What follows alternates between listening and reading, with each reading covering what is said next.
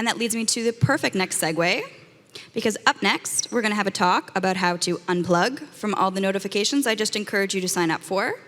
So please welcome to the stage Elisa Coluccia. She is an engineering manager at Zendesk. Please give her a warm round of applause. Good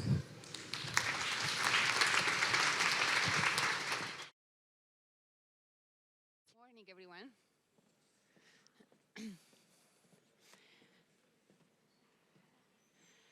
I want to start directly with this story. It's the last February, 1 year ago, in Tampa, in Florida, when a math teacher decides to run an experiment. She asks her class to put their smartphone on the corner of their desk and to mark on the board every time that they receive a notification.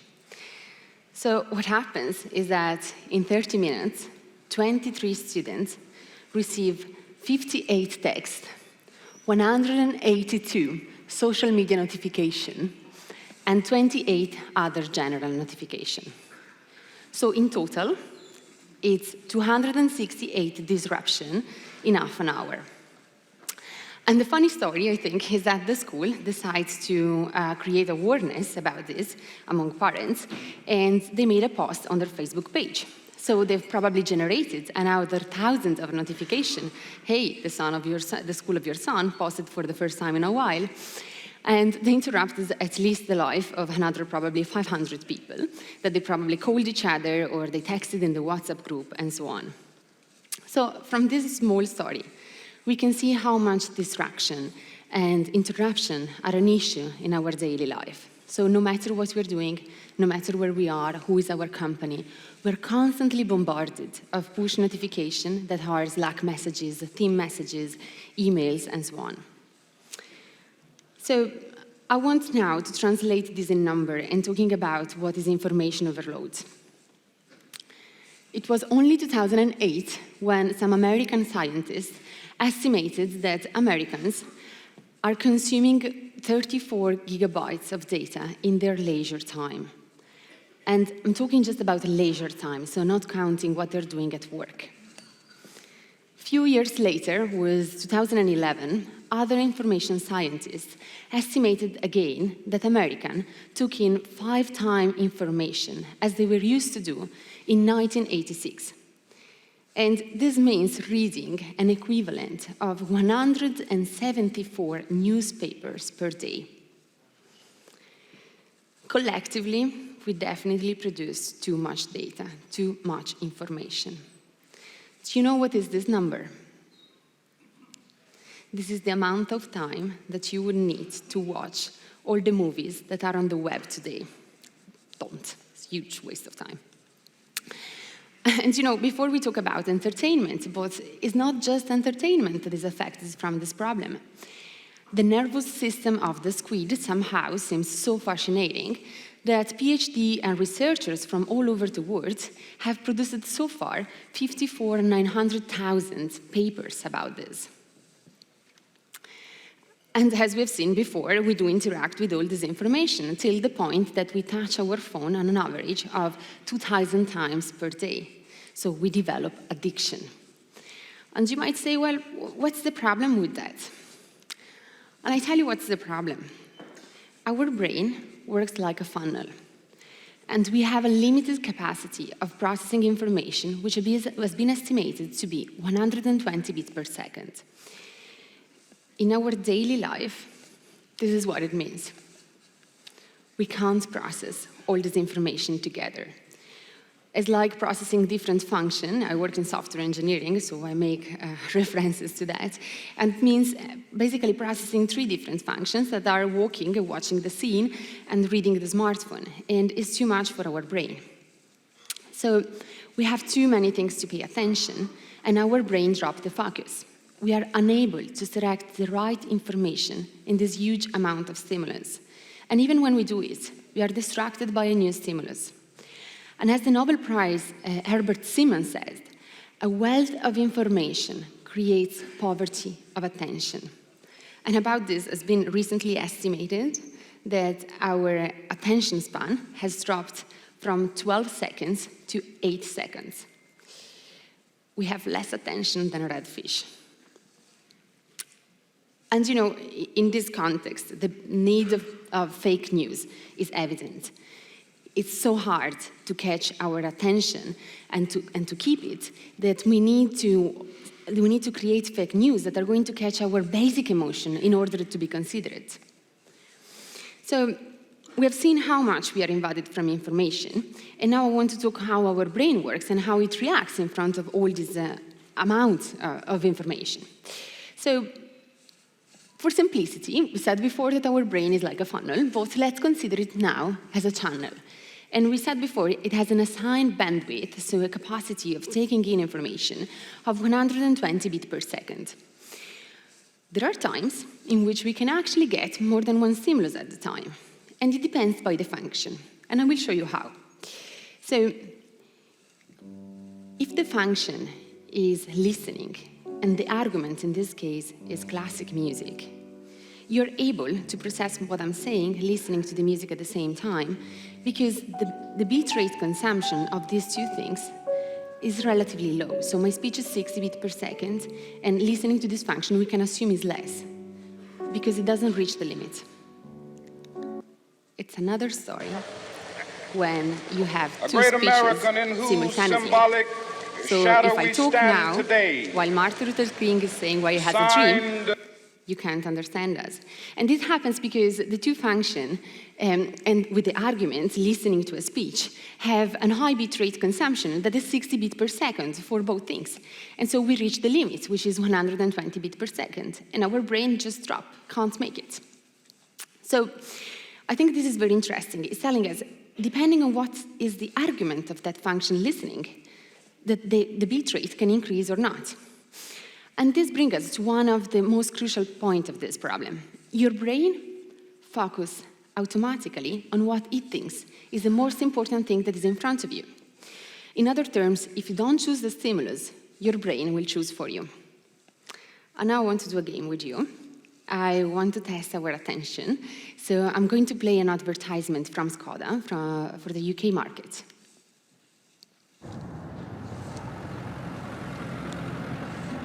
To test just how much attention the attention-stealing design of the new Skoda Fabia actually steals, we left one parked on this ordinary road in West London. We wanted to see if its sharp crystalline shapes, bold lines, and lower, wider profile would attract the desired level of attention. Will the 17-inch black alloy wheels stop passers-by in their tracks?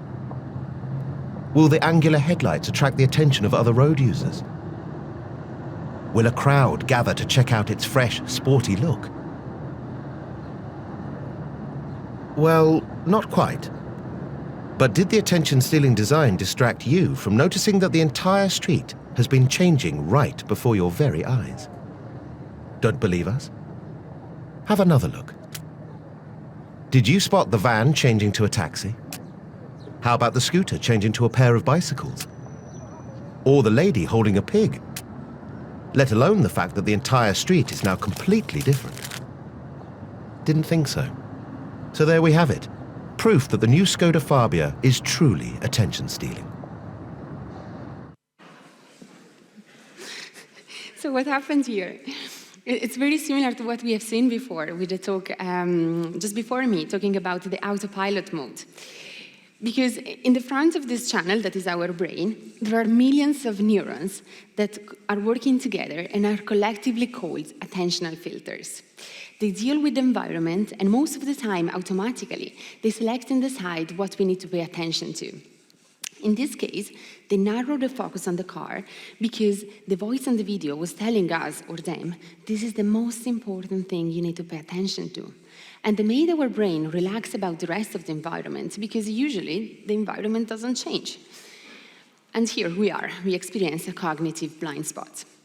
So if you think about it, thanks to this filter, we are also able to narrow the focus. We have to have a laser focus on something that we want to pay attention to.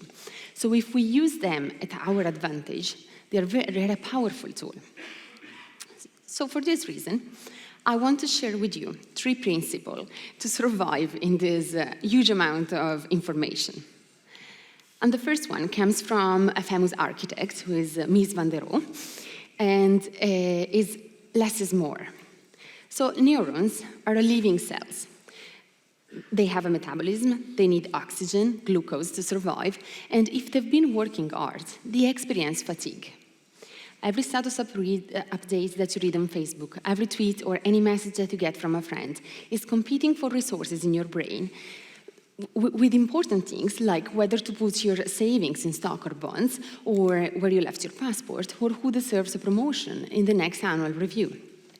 So I want to mention Obama here, but as many others, he was used to have this technique, which is wearing the same suit every day. And you know why he was doing it?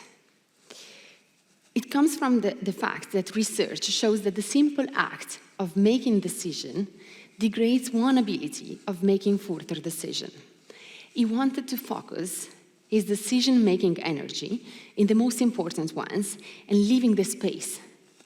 So it doesn't mean that we have to wear the same suit every day, but it means that we have to cut decision to have the space to be focused on the most important ones.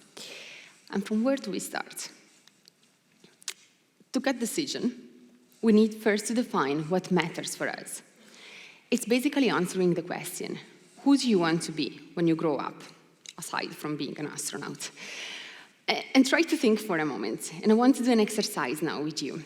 So close your eyes for me if you want, and try to think and imagine, picturing in your mind that is the last day of your work. You're going for retirement. You're probably in a party, in a dinner, in the office, and there are 3 colleagues speaking about you. What would you like each of these speakers to say about you and your work? What's the impact you would like to leave in the company? What's the unique sign you want to leave in the business and ultimately in the world? When we answer to this question, we know our mission, we know our core values, and we should now be able to understand what really matters for us. And this is a fundamental passage to triage our decision. When we are there, when we know what is our mission in the world, we can finally adopt this matrix that is suggested by Covey, the author of The 7 Habits of Highly Effective People. So Covey divided the activities into 4 main quadrants. He divided between urgent and not urgent, important and not important. The first quadrant is urgent and important. In software engineering, it's usually a SEV1, an incident, so an outage. It's something that we need to deal with that right now, otherwise our reputation will be compromised and our customer will be really upset. So most of the time, we need to tackle down the urgency with an action that is satisfactory, so it's good enough. Again, in software engineering, is typically rolling back a release. We do that, and then we need typically to have an action in the second quadrant that is not urgent and important. So we need to prevent the incident to happen again, which is, again, in software engineering, creating, for example, monitors for detecting traffic spikes. And Q2 is the most important quadrant. Is where we never want to compromise. Is where we want to take the best solution ever. It's something important. It contributes to our mission. It contributes to our core value and to our high priority goals. Guess what is Q3? Is the one that is growing and growing in this information overload area. It's the one in which things are urgent and not important. Do you realize what it means? It's basically interruption. Is where we have priorities that are set most of the time from outside. It's not even defined from inside. So it's literally distraction. And then there is the last one, which is what is not urgent and not important, but I'm pretty sure that if you go through your backlog, you will find activities here, as I do and as we all do. And it's very important to run this classification to understand how come we have something here that at the end we don't want to do. But Q4 is, like most of the time, is scrolling, for example, Instagram for hours and hours with a zombie face without even realizing we're doing it, or watching YouTube videos till 4 a.m. And it is where we do things for trivial and immediate compensation. So effective people are here in Q2. They want to work there, to have like important action that are not urgent. And as a manager, I often hear teams saying, we don't have time. And I hate this sentence. It really goes under my skin because I can't understand why we don't have time. We should say, this is not important for us. This is not a priority. And when we dive into what they're actually doing, we find out the majority of things are really not are urgent, but probably are not important. And classifying your daily activity in these days can really bring the focus on what is important for you and for your company. I move on now, and I will talk about routines. Do you know what these two people have in common, apart from money? So they both employ layers of executive assistant as an extension of their own brain. They usually don't have to worry if they have to be somewhere else or talking to somebody else. Their attentional filters, or executive assistant, have already decided this for them. And most of us, as I don't have an executive assistant, we gotta be the executive assistant of ourselves. And what comes in our helps are actually routines. Setting the time in our calendar up front and keeping the same routine, maybe every day, week, or month, can free up ourselves from deciding on the fly what's the best action to carry on in the next hour. The ultimate goal of routine is that we need to feel okay in doing what we're doing and okay in not doing what we're not doing. When creating a routine, there is a very basic symbol. Everybody knows it, and no one applies it. Multitasking never works. Creating a routine can impact everything. It can mean waking up every day at the same time. It means, for example, checking emails and Slack messages or team messages in a specific time slot instead of doing it randomly in the meetings and being unable to complete a sentence or answering a question. And when we create the routine, we need to stick to this principle. And because when we multitask, what we really do is just shifting our attention from one task to another, just decreasing the quality of attention that we're giving to each task. And when we are unitask, when we do one single thing at a time, we're much more efficient and productive. So when you plan your routine, make sure that you cover everything that might jeopardize your unitask activities. So are you a manager, for example, and you often need to answer to emails, Slack messages, team messages, and so on? Make sure that at the end of every meeting, you have, for example, 10 minutes dedicated just for this reason. An inspiring example of routines over the week is given to us from Jack Dorsey, who's the CEO of Twitter and Square.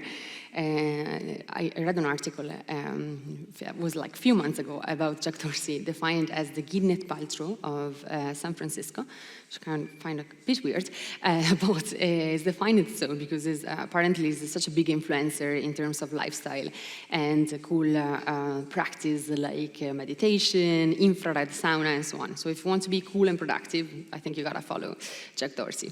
But anyway, in 2015, he revealed this technique to boost his productivity, and it's called theming days. So every day he devotes himself to a different topic inside the company.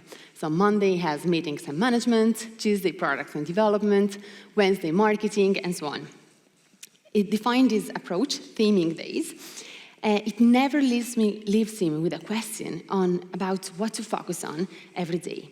And he also says that dealing with interruption is easy because every time that something doesn't just fit in the day's theme, he can push it away. And another crucial item of creating your routine is having a backlog. We are so used to have a backlog in teams, like usually, especially in software engineering, we work with Jira, and like backlog is such a common word, but somehow in our daily life, we really struggle to create one. It's a fundamental passage because our brain is made to create ideas and not to hold them. So imagine that you're going around and you're carrying on with you a stack of small cards wherever you go. So when you get an idea for something that you're working on, it goes on the card. You're on the bus, you're traveling, and comes to your mind that you have to call your uncle because it's his birthday, it goes on the card. Anything you're doing, it goes on the card. Every thought that intrudes your mind goes on the card. David Allen, who is the author of Getting Things Done, calls this activity clearing the mind. He says that in this way, our mind is much more productive and creative because it doesn't have to hold our ideas. He also recommends to create a backlog and divide it in 4 categories: do it, delegate it, defer it, and drop it. So between routines and to-do lists, you can be able to reach this point. And again, it's very similar to what we were saying in the previous talk, when we want to have a mindful listening. And you know, I use the metaphor of being a grandma, because every time I go to my grandma and I meet her, I feel she's fully with me. She's not distracted by her phone, or she doesn't have an Apple Watch or any other electronic device that are bringing the attention away. And she's 100% with me. I can see the eye contact, the non-verbal behavior, and all these details that today we are losing because we are too much distracted by our surrounding technologies.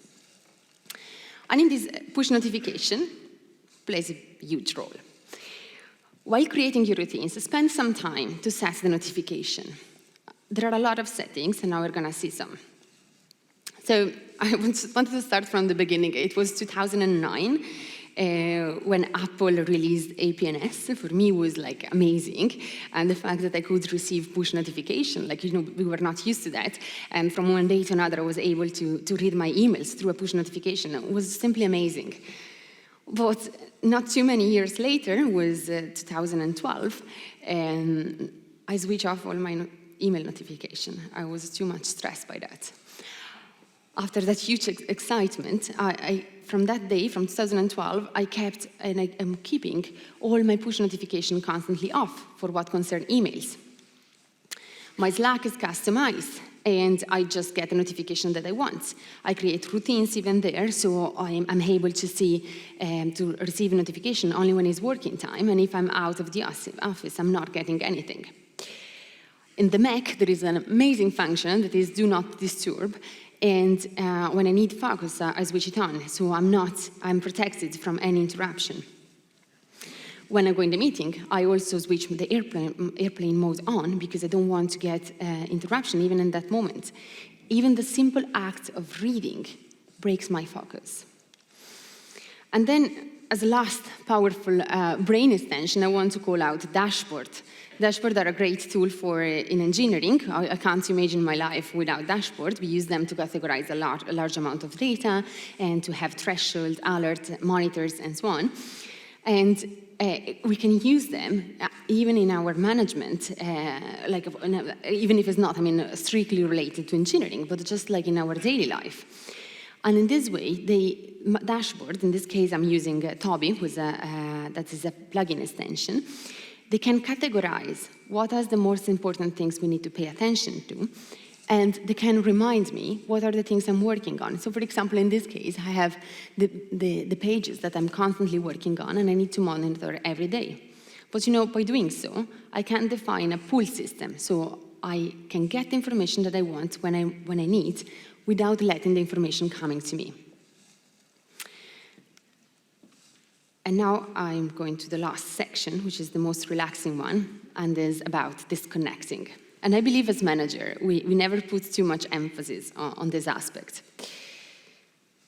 I don't know if you ever heard of Conversation. Conversation is a marketing service-based company in New York. And the CEO, who is Frank O'Brien, has a radical approach to answer the frenetic pace of the workplace. Once in a month, he gathers each employee of the company in a room for a full day. Phones are prohibited. Email is banned. There is no agenda. The purpose of this meeting is simply to escape and talk. Every first Monday of the month, every client knows that is do not call Monday. Seems obvious, right? But you can tell me when was the last time that you just sit and think without doing anything else? And I mean, no phones, no earbuds, just nothing. It simply doesn't happen anymore. Because even if we're waiting for a delayed flight, if we're at the doctor, or wherever we are, we're commuting to work, we're constantly connected to our smartphone, iPad, or whatever is the gadget. We don't feel bored anymore. And it seems cool, right? Somehow it is. But by abolishing any chance of being bored, we have also lost the time that we used to have to think and process. And here is the good news. No matter how busy you think you are, you can carve some space in your agenda.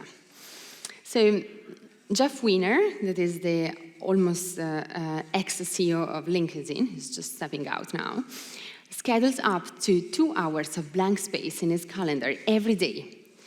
It is a simple practice that he developed when back-to-back meetings left him with very little time to think and process. At first, he felt that was a waste of time, but eventually he understood that this was his most productivity tool that he has in his hands. And he sees this technique as the main way of being in control of his day, instead of being controlled by the agenda. So if it's yoga, if it's meditation, make sure that you have space to escape from your busy life.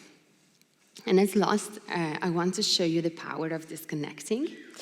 So I will ask you to not look at your phone or at your laptop for the next 60 seconds. I know it's hard.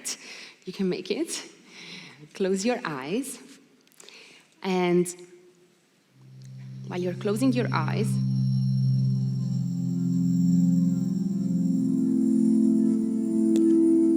focus. I think my mic is off. Focus on your breath. And try, if you can, to breathe for 5 seconds in and 5 seconds out.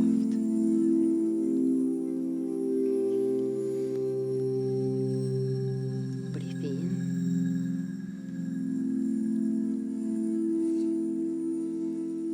Breathe out.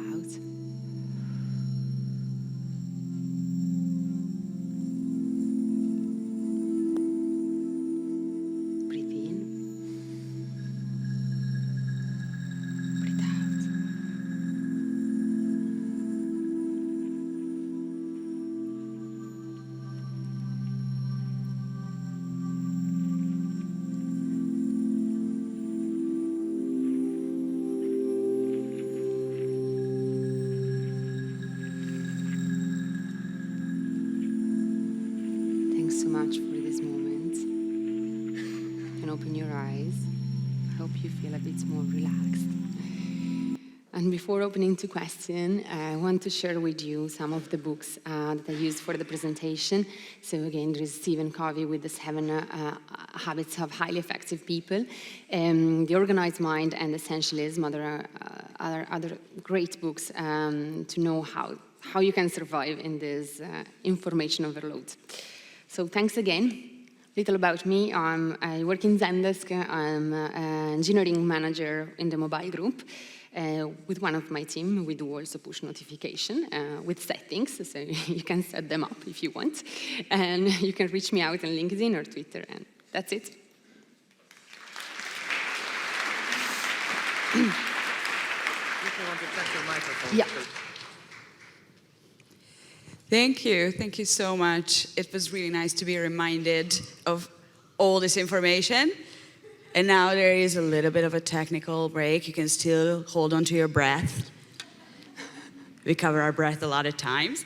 I think we got really great questions. Yes. And now I have my phone on me because I know that our backs are amazing, but yet this way we can face the audience and stretch it out.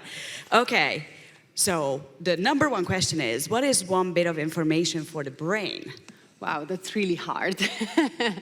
I I'm not sure I can really answer to this question, but I guess that is something really simple. If you think about processing the speech of someone, so listening to someone is 60 beats per second, I guess that 1 beat will just be probably opening the eyes, something very tiny, tiny. Thank you so much for the extra light, but now I cannot see our speaker. Can we please have it a little bit down? Thank you. I mean, I know I'm shining, but I would prefer to see her. Thank you. And now I cannot see my phone by looking at it. Okay.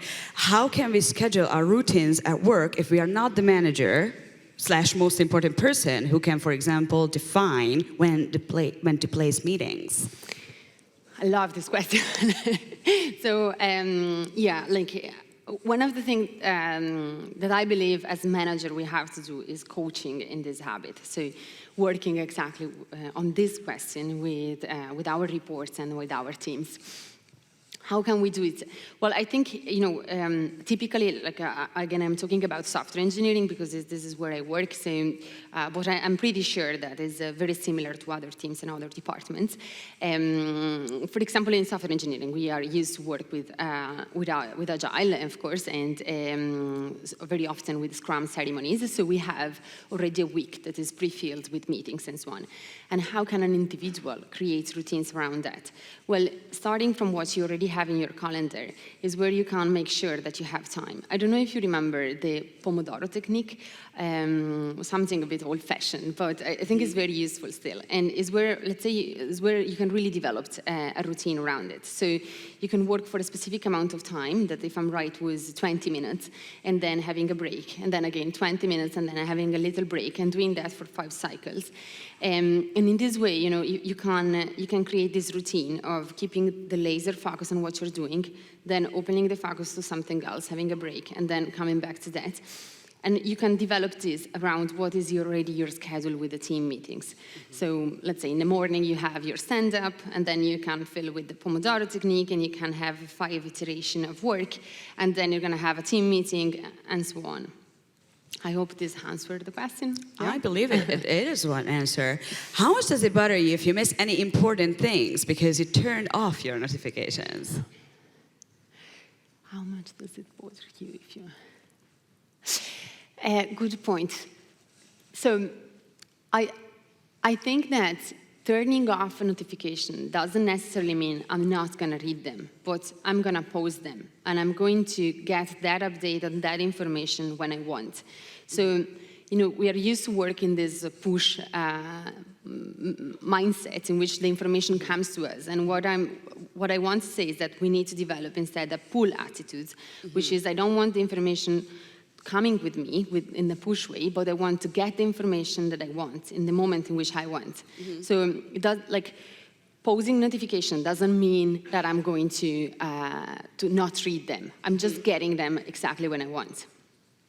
Yeah, I get it. I mean, we had a conversation that we've been working with teams in very different time zones, so I guess that can be very challenging when you wake up and you start your day with a number of notifications, and I guess you kind of decide whether it's your coffee first or it's the notifications first. How do you decide that? Yeah, and it's working with different time zones is very challenging also, because if you read the notification in the wrong moment, you're gonna forget about it.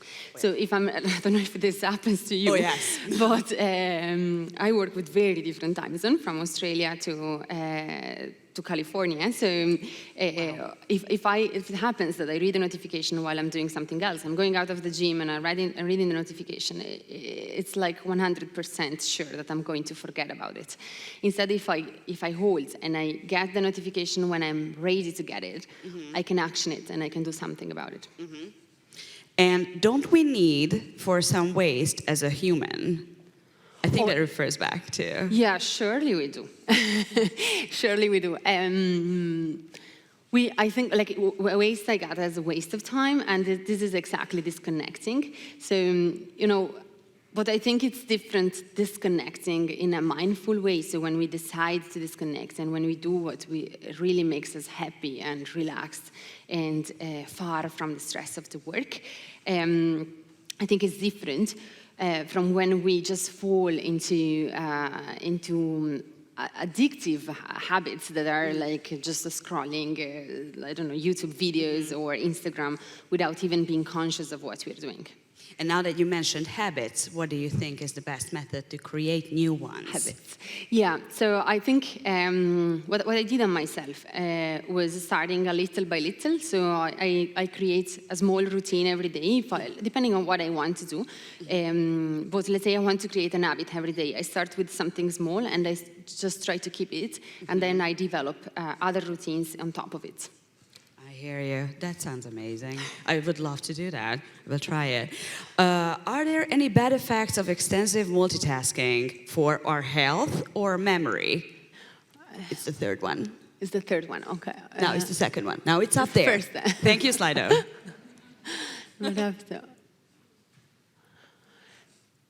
Oh yeah, definitely. Yes, because like multitasking has been proven, and I'm sure like we all know this, but I don't know why we all tend to forget about it. Multitasking doesn't exist literally. Like it's just shifting attention from one task to another. So we're just giving a very small, tiny attention to one topic, and then to another, and then to another, and then to another. So we tend to not really do anything well, but we just shift from one thing to another. So surely it consumes a lot of energy from our brain. As we were saying before, neurons are living cells. They have a metabolism. They need oxygen. They need glucose. So we're just gonna make them extremely tired by shifting our attention from one thing to another. So now I'm not a doctor, so I can't really say what are the effects on health and memory, but I can speak for my personal experience. Yeah, there are. I love the next question. Isn't gossip relationship building? Isn't gossip... I'm not sure I get what it means exactly. Gossip relationship. Do we have the person who asked that? No? Okay, I think that was one of the first questions, actually. Gossip. Maybe it refers back. I mean, I would say, of course it is, in a sense. Yeah. I guess it also depends on the definition of gossip, doesn't it? So, yeah. like, what kind of gossip we are talking about here? But what do you think it means exactly? Well, it wasn't me asking. I'm honest, it really wasn't. I think, okay. You know what? Whoever asked it, please find our lovely speaker in the break and direct it to her. I really want to hear the answer to that too, and like, you know, the context of the question. And okay, so this is a question that actually is wondering, how can you put all your meetings on one day? In case of a production issue, losing serious money hourly, we're waiting for its resolution discussion for X days. Oh, yeah. Hard prioritization is unfortunately the answer. Like sometimes it might be that you have a lot of concurrent issues that you need to tackle down immediately, but it's where you need to make an hard call and decide what is more important and what you need, what has the most urgency, I would say. So I'm imagining this scenario is we're waiting for its resolution. Yeah, seriously. Like losing a serious money hourly. So I guess it's something very urgent. And I think you really need to go with a very hard and strict prioritization and tackling Do you down. yourself use this method? So like, do you try to follow that? Well, I guess that this is extreme emergency. Yes, well, we had, I think, and some companies ago, I had probably this kind of situation. And yeah, we had to tackle down the most impactful problem. And we have time for one last question. Yeah. Do you think people working remotely have a chance of better success through focus time versus people in the office? I think, yeah, this is controversial. But yeah, I think so. It happens to me, of course, and I think to everybody. When we are at home, somehow we are more isolated from the social context, so we are even more protected from interruption. That could be like, oh, let's go for a coffee, or let's go for a walk. So yes, definitely. But what I would say is that I had this conversation in the company, and Sometimes I think it's paradoxical saying that we are more productive at home than in the office. So I think we really need to work for having offices productive and making sure that we have our protected space. That could be even like sitting on a chair with a red stick on and saying, if I have this, please don't talk to me because I'm working. Because we can't just rely on our private houses for being productive. So yeah.